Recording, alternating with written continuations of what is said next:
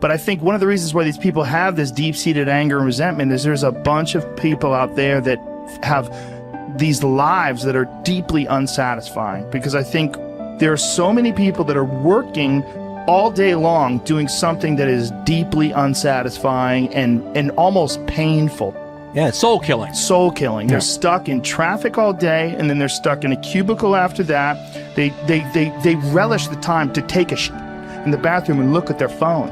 I mean, they literally do that. That's a highlight of someone's day. They get in traffic on the way home. They get home after that, they're watching television, and they're... You ever notice that some people seem to want to hang on to stuff that is bothering them? They're forever talking about it. They don't want to let it go. They've had a failure at something and it's grown. I can't get over it. They just can't get over it. Or somebody said something nasty to them. They don't want to let it go. Do you know what we should do? We should ask ourselves, everything that happens, is this serving you? Is this serving you? And if it's not serving you, get rid of it. You don't want anything in your life that's not serving you, that's not causing you to grow, that's not adding to the quality of your life. I don't care what it is. You will find some people, they just hold on to bad stuff. They hold on to problems. They don't want to seem to let it go. And that adds more problems. Whatever you focus on grows. The only thing that can grow is the thing you give energy to. Why would you hold on to anything that's not serving you? How bad does it have to get? I mean, to what denominator, to what lowest level do you have to reach before people really make up their mind to change? My message is, why wait? I mean, when you're feeling so altered emotionally, you feel so bad, that's the moment you could actually see yourself for the first time, because you're not answering your cell phone, you're not responding to all your texts, you're not watching TV, you're not going out to dinners, you're not calling people back. Something's altered in you, and you're starting to become self-aware, right?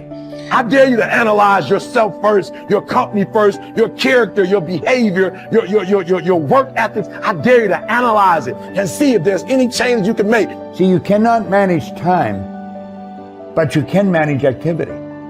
You can manage your activities. Make certain that what you're doing really makes a difference.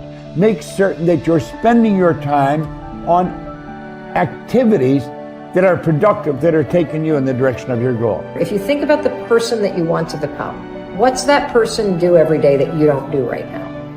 And when you start to do the thing that the person you want to become is doing, you leverage something called behavioral activation therapy.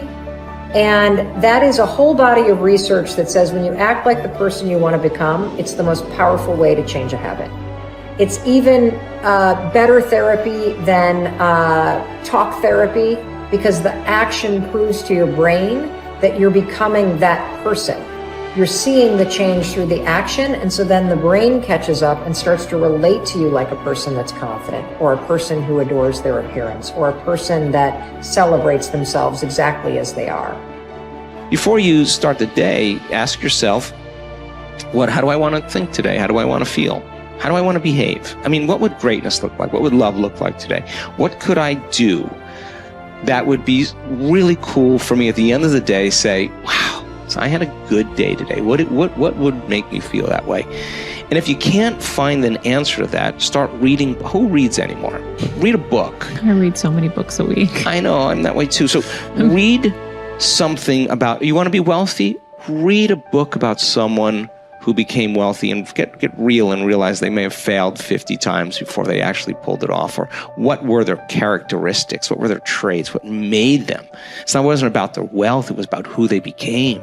That's the key, right? So fill your brain with a little knowledge, and then just start asking yourself, what's the greatest expression of myself that I can be today? And rehearse it. Rehearse how you're going to be. And then if it leads to a different choice, that's the unknown. Mm-hmm. And just know that it's not going to be predictable. It's going to be a little uncomfortable. That's where the magic happens. If you can stay relaxed and awake in the unknown, things get pretty exciting. When you're back to the known, you're back to the familiar. Don't expect anything to change in your life. And if you say it's that person or that circumstance, you defaulted and went back to the program of the victim, allowing your outer environment controlling your thoughts and feelings. If you truly do this well, This is what I discovered. If I truly feel the feelings of my future before they occur, and I live in that state, I'm no longer looking for it to happen. How could I look for it if I feel like it already has, right? So I try to stay in that state, because then I'm not separate from it.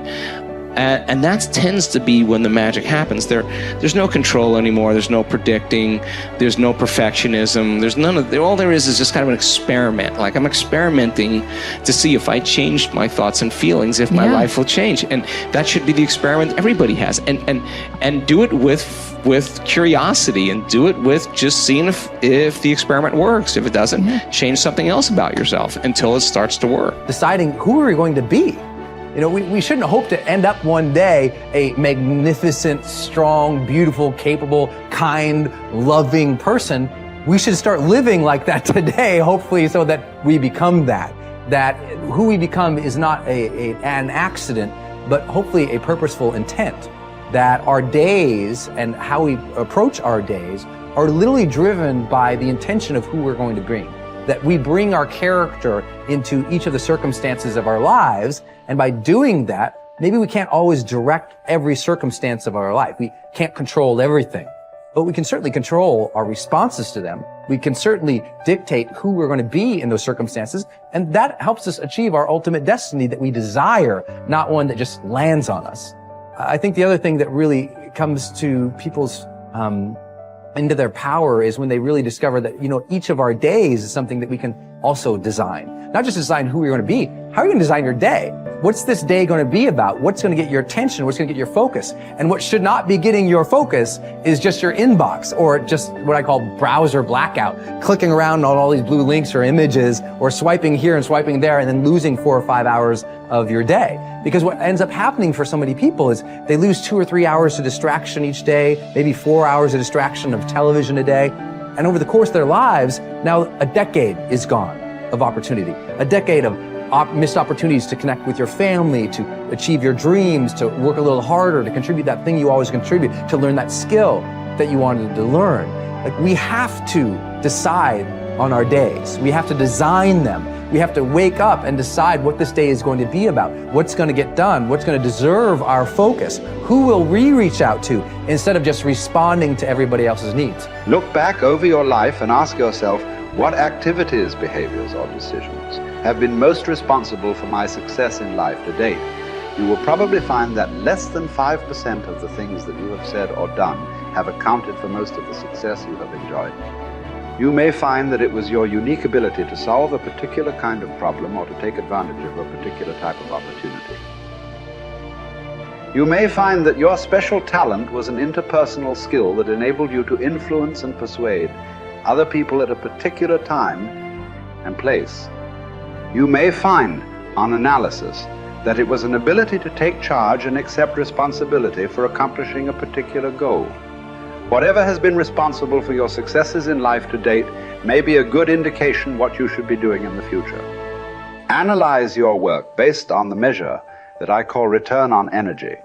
Leaders in every field deliberately apply their talents and energies where they can achieve their greatest return on the amount of energy, mental, emotional, and physical, that they invest in any endeavor.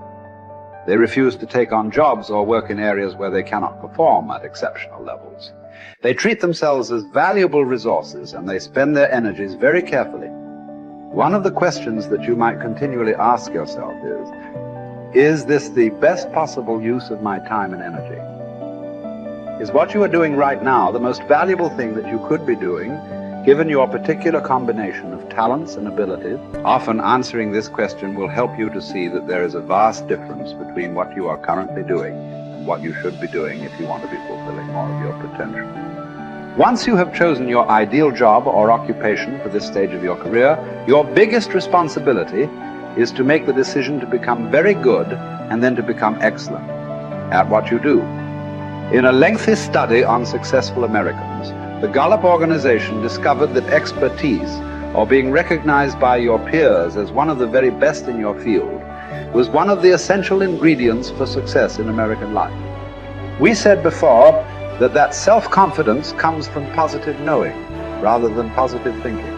It is only when you know that you are outstanding in your chosen field that you really feel terrific about yourself, and that you enjoy high levels of self-confidence. Men and women who are good at what they do and who know that they are good at what they do are very different from those who are only average. They walk and talk and dress and behave differently. They have an attitude of assurance and certainty about themselves that causes them to stand out in any group. They have a deep down sense of self-worth and self-confidence that is evident to everyone around them. The quality of a person's life is in direct proportion to their commitment to excellence, no matter what their chosen field.